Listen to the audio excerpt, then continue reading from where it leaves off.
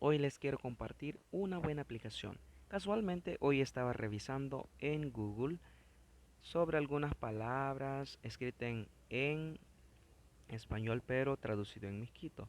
Y hoy encontré una buena aplicación que es el diccionario español misquito. Yo lo encontré en la página de Google, pero ustedes ya lo pueden encontrar normalmente como cualquiera de las aplicaciones de Play Store. Usted se viene en Play Store, solo se escribe diccionario español misquito y va a encontrar aquí. A mí me sale abrir porque ya tengo obviamente descargado en mi dispositivo móvil y ustedes pueden descargarlo ahí y abrir.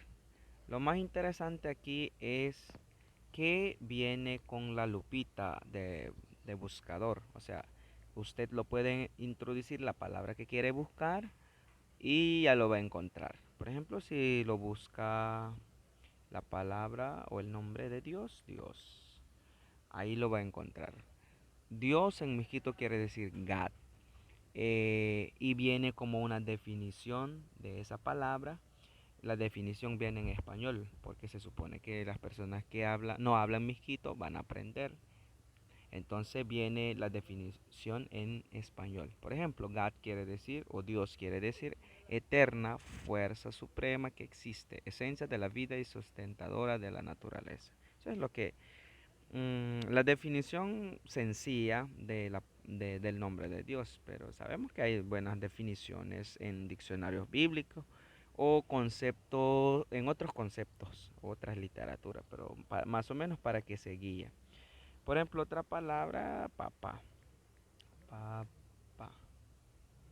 Papá, yo creo que sin tilde lo pusieron. Ok, papá. Papá quiere decir, traducido en mezquito, es Aisa. Y como pequeña definición es el padre de familia. Entonces, eso es lo más interesante. Te va explicando este la palabra, o sea, la traducción y más la pequeña definición. Así que lo recomiendo, principalmente las personas que verdad quiere aprender algunas palabritas en misquito. También yo creo que los saludos, a ver, hola. Por ejemplo, en cuanto a los saludos, adiós, adiós, adiós. Adiós quiere decir ahí sabe o ahí sabe también le dicen. Entonces te va diciendo expresión de saludo. Entonces es muy buena la aplicación. ¿Para qué? Pues yo lo recomiendo principalmente como lo anteriormente dije a las personas que quieren aprender algunas palabras en misquito. Gracias.